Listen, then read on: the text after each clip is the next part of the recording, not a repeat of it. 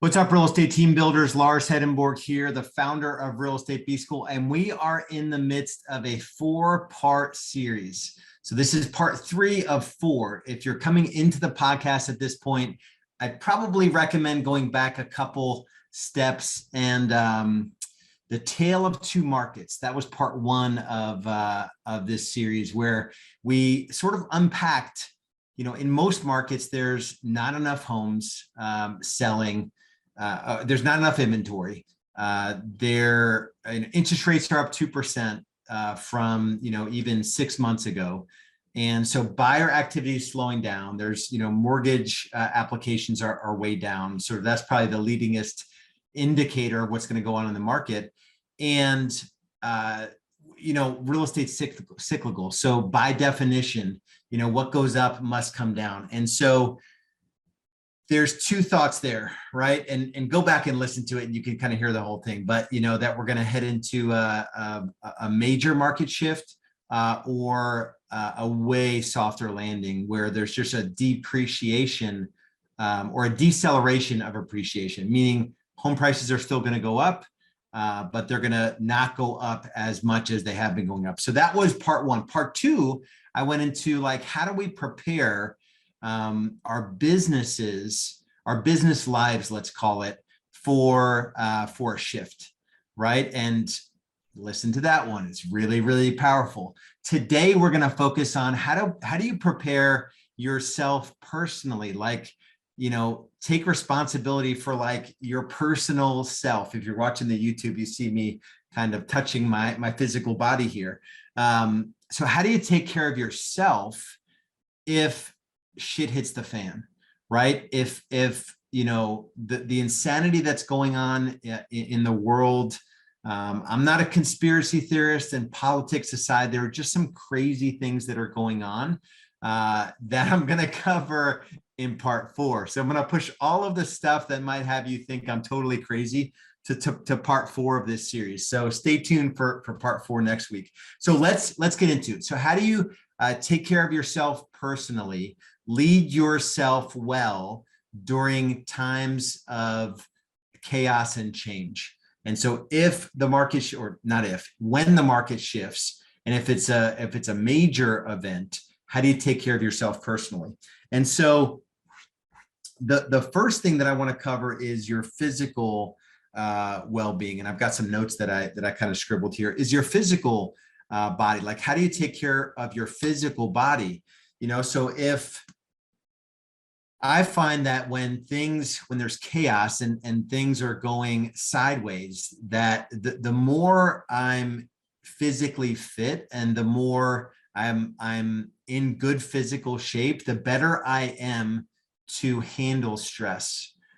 So if I'm taking care of my diet and I'm not stress eating, if I'm getting the proper sleep and I'm not watching crap TV late at night and sleeping, all those things that tend to impact us, right? So there's 3 things or 4 things I want to cover here. So your physical well-being. Number 1 is the amount of physical exercise that you get there. This is undeniable. It's like a base level requirement if you're going to succeed in any area of your life and business, whether that's a good husband, a good dad, a business builder, whatever you're going to do. The baseline requirement is to take care of your physical body, and that starts with movement. I happen to be in the midst of doing 75 hard right now, and it's a little bit unfair of me to come into this conversation where I'm currently drinking a gallon of water a day. I'm doing 2 45-minute workouts every day. I'm doing all the things of 75 hard, and I'm 40 something days in as I'm recording this. What it has revealed to me, though, is that pre 75 hard. So before, I was doing 2 workouts a day, 2 45-minute workouts a day. One is really, really intense, and the other is typically a cardio, walking or running. Is that what I was doing before was not improving my physical fitness. I was working out 3-4 times a week, maybe for 30 minutes or so, and I wasn't challenging my body physically, and I wasn't energized and vital and ready to just kick butt every day, all day long, and be present and engaged in every area of my life. So that's number 1. You've got to make a commitment to take care of your of doing workouts, strength, at least twice a week strength, and at least twice a week hard cardio, 45 minutes each. I feel like that's the baseline requirement. That's number one. Number two is water. Another thing we have to do, I'm holding up a gallon jug here on the YouTube, is drink water, a gallon, half your body weight in ounces. So I'm like roughly 200. So that's 100 ounces. A gallon's 128 ounces, I think. So check the box on it. I physically carry around a gallon so I can remember to do that. This chronic dehydration leads to a whole lot of bad stuff in your physical body, like actual disease, and it's proven. Number three is sleep. You've got to sleep minimum 7 hours. I'm not getting 7 hours of sleep every night, and I feel it. Like I feel it. If I get 7.5 hours, that's where my body is feeling good. And now that I'm working out more, I feel like I need probably 8 hours. My biggest, the thing that gets in the way for me is like, I tend to turn on the TV at night and watch 60 to 90 minutes when I should probably just go to bed. It's a way for me to disconnect. That's how I rationalize it. And at the same time, it's not serving my ultimate vision and the impact I want to have in the world. But sleep's important. And then diet. Diet's important. Another requirement of 75 hard is no alcohol, no cheat meals, follow a legit diet. Like if you eat one chocolate chip, you go back to day one. And so it could be keto, could be paleo, whatever it is. It's hard to garner the amount of energy you need when things are going normal to succeed in business and in your family and all of this stuff. And so you've got to stay on some kind of plan.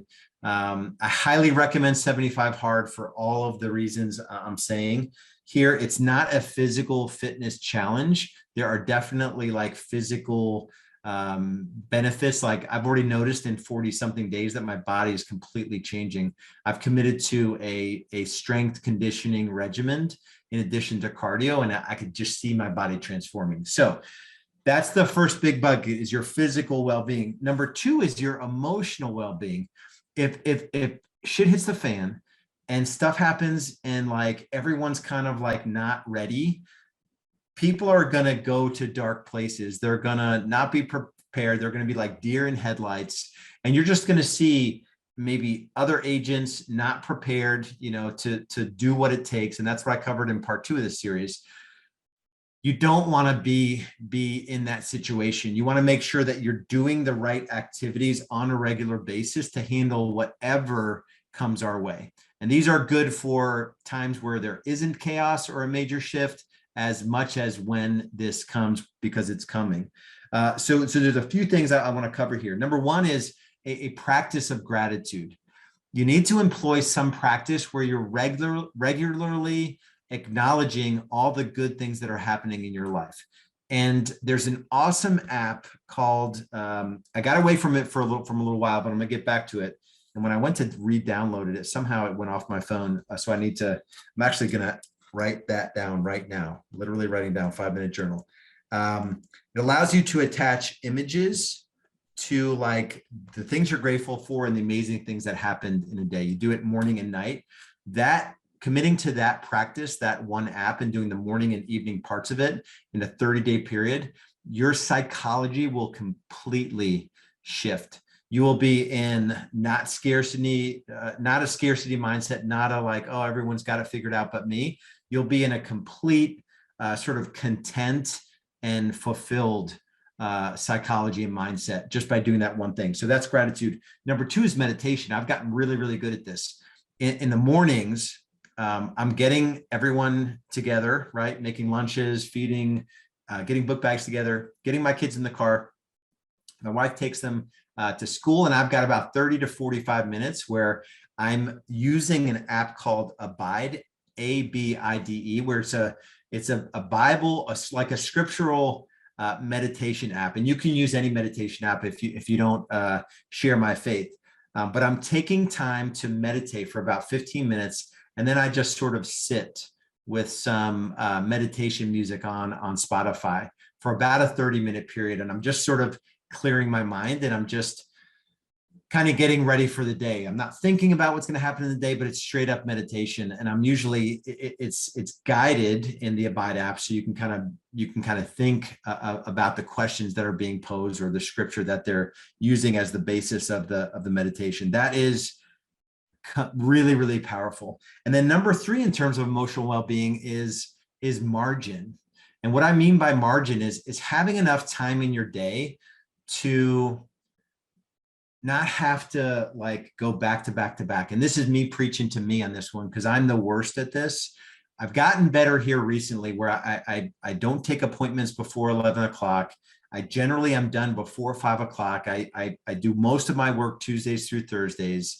Mondays are content days in the afternoon. Fridays are sort of a flex free day. And then I have obviously weekends are off. But I've learned about myself that if I don't have margin, blocks of time where I'm not responsible for something, or I've committed to not be on my phone or to not be working, and have a time block where I'm taking my son to volleyball or I'm spending time with the family or those sorts of things, it's not a good situation for me emotionally. I'm stressed. I'm bringing that stress to the family, and nobody wins as a result of it. So that's number 3. So the last thing I want to cover here, and this is something I struggle with more so than anything I've shared so far, is if it goes down, any kind of major economic shift or worse than that, which I'll talk about my theories on that next week, you want to make sure that the community you're plugged into and the relationships that you have, whether it's in your church or in a mastermind, where you share the values, or the people you partner with in your business, that you're really taking care of those relationships. My natural sort of modus operandi, the way I just kind of show up in the world, the way God created me, I think for the most part, I don't think I'm making an excuse on this. I lead towards introversion, meaning I don't get a lot of energy being like out and about and connecting with people consistently. That said, I mean, it's kind of what I do all day long. I'm either helping people in their core real estate business, doing strategy sessions with them, or I'm helping people, that have joined and partnered with me inside the EXP ecosystem on that platform. So I do a lot of that one-to-one, which doesn't exhaust me. I'm really good in the one-on-one.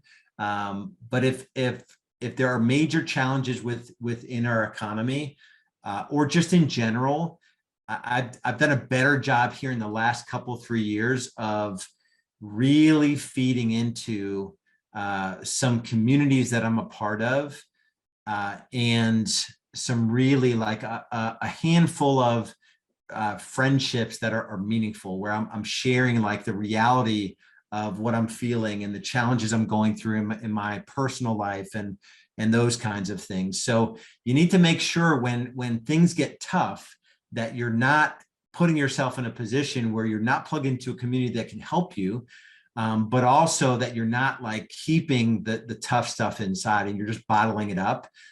There are guys in our industry that ran big businesses that saw the only option to be suicide. I'm not going to name names, but there was a top Keller Williams team, like top 10, 750 transactions where, like, I have no idea about the story. You may know the person I'm referring to, but the 3 young children, seemingly a great life, great wife, and the guy commits suicide. Right? How does that happen? And I think it happened like 4 or 5 years ago. And I don't even know the situation. So there could be major other things going on. But my point is, like, how does anyone think that is the best option? It's because they keep to themselves. They're not letting the real parts of them out, I suspect. And they think that the better option is just to step out of the world and to step out of those relationships versus, have people that you can say, hey, listen, I'm struggling. I need your help. So make sure you build a community like that, so that when things get difficult, you have people that you can reach out to, and you can have people that you can lean on, and people that will actually come and be with you if you're struggling in a real way. Do not keep that stuff inside. It's not worth it. I've seen everything. I've been through everything, probably personally in terms of, or at least in my business, all the tough stuff. I'm going through tough stuff now, but I've got folks that I'm in community with, and I'm leaning on them, and they're leaning on me in a similar way. And from an introverted guy that hasn't always invested in relationships, this has been a big shift for me that gives me more confidence and comfort that whatever happens outside of my faith, which is the guiding force, these relationships are the next level down, that I know these guys would be there no matter what. No matter what I go through, I know that I've got a community. And some of this goes for like a business community and masterminds that I'm a part of, even like the boardroom mastermind that I run for our million plus businesses in real estate B school, and the EXP teams that I've brought over. I consider those folks my family as well. And we mastermind once a month, and we share the reality of what it's like to run and build big organizations. So that's the three. And I'll leave you with this thought for sure. Tune in next week. I'm going to get into a little bit crazier stuff. I might rant a little bit. You might think I'm crazy, but it's all good. If you want to explore what it might look like to kind of come into my world and work with me personally, to not only build your real estate team, but also to build out multiple income streams in your business, whether it's wealth accumulation through stock, or I've gotten into crypto investing, which has been massively profitable. Also, the residual income side of what we're building on the EXP platform. You probably have heard of it, but not specifically what I'm building. So go to partnerwithrebs.com, partnerwithrebs.com. And I would urge you, if you have like totally dismissed the platform like I did for years, you must go there and at least have a conversation with me, because you probably haven't studied it to the depth that you need to make a legitimate decision about it. So go to partnerwithrebs.com. I'll see you over there. There's a tab where you can say learn the truth, where you can kind of do your due diligence on the platform and then book in a call with me. Partnerwithrebs.com. We'll see you next week for part 4. Had a straight up prep for the apocalypse. No, that's not the title, but there are some people that are calling for that. I'm not that bad, but we'll get into it next week. Be good. We'll see you then.